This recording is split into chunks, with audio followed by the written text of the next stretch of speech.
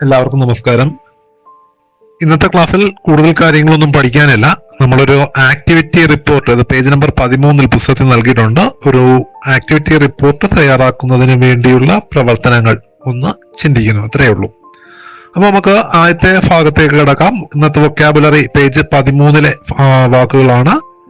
പരിചിതമായ വാക്കുകളാണ്. ഇതിനു മുമ്പേ നൽകിയിട്ടുള്ള എല്ലാ വാക്കുകളും കംപ്ലീറ്റ് ചെയ്തവർക്ക് ഈ പേജ് മുതൽ നല്ല രീതിയിൽ മനസ്സിലാക്കാൻ സാധിക്കും. ഒന്നാമത്തെ വേർഡ് കീപ്പ്, സൂക്ഷിക്കുക. പാസ്റ്റ് കെപ്റ്റ് എന്നാണ്, kept, keep, kept. Next word seed, വിത്ത്. മാനുവർ, വളം. സ്പ്രൗട്ട്, മുളയ്ക്കുക. മറ്റൊരു വാക്ക് പഠിച്ചത് ജെർമിനേറ്റ് എന്നുള്ള വാക്ക് നമ്മൾ പഠിച്ചിട്ടുണ്ടായിരുന്നു, മുളയ്ക്കുക എന്നുള്ള അർത്ഥത്തിൽ. അപ്പൊ ഇന്നത്തെ വാക്കുകൾ ഇതാണ്.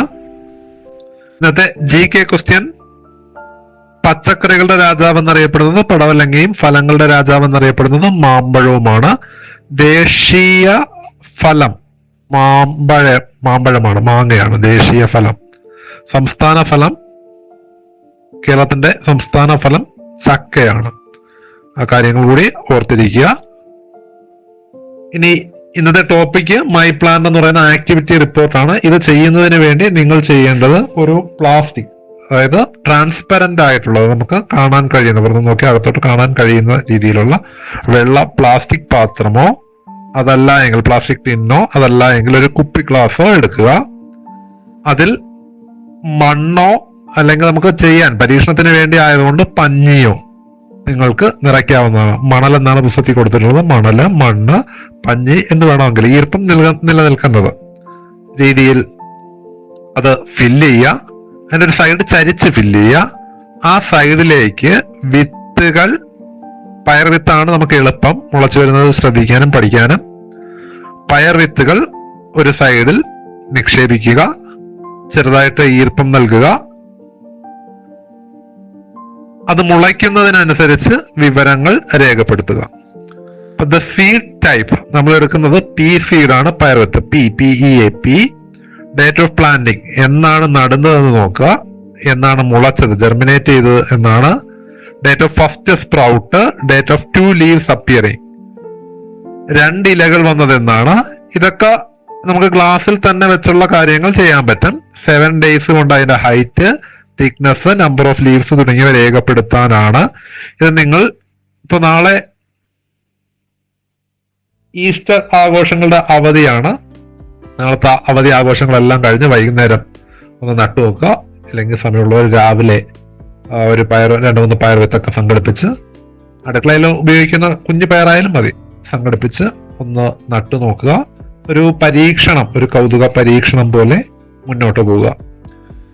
Date of flowering, the date of fruit appearing. Flowering ചെയ്യാൻ, അതായത് പുഷ്പിക്കാനും അതല്ലെങ്കിൽ ചെടിയിൽ ഫലം ഉണ്ടാകണമെങ്കിലും നമ്മളത് എവിടെ നട്ടേ പറ്റൂ? അത് നമ്മുടെ മണ്ണിൽ നട്ടേ പറ്റൂ. അപ്പൊ ഒരു പ്ലാസ്റ്റിക് ചാക്കിലോ അല്ലെങ്കിൽ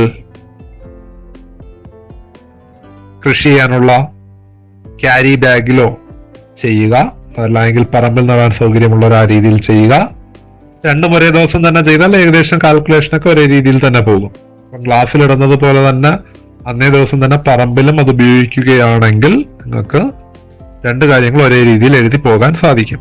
ചെറിയ വ്യത്യാസങ്ങൾ, 1-2 ദിവസത്തിന്റെ വ്യത്യാസങ്ങൾ അങ്ങോട്ടും ഇങ്ങോട്ടും വരും. എന്നിരുന്നാലും ആ കാര്യങ്ങൾ ഓർത്തിരിക്കാൻ നിങ്ങൾക്ക് സാധിക്കും. അപ്പോൾ ഇന്നത്തെ ആക്ടിവിറ്റി റിപ്പോർട്ടിന്റെ കാര്യം മാത്രമേ ഉള്ളൂ. കൂടുതൽ വിവരങ്ങൾക്ക് പേജ് നമ്പർ 13 ഒന്ന് വായിച്ചു നോക്കുക. സ്വന്തമായിട്ട് ചെയ്യാനുള്ളതാണ്. രക്ഷിതാക്കളുടെ സഹായം തേടാം. വ്യത്യസ്ത വിത്തുകൾ ചെയ്തു നോക്കി താല്പര്യമുള്ളവർക്ക് മറ്റ് വിത്തുകൾ കൂടി രേഖപ്പെടുത്താവുന്നതാണ്.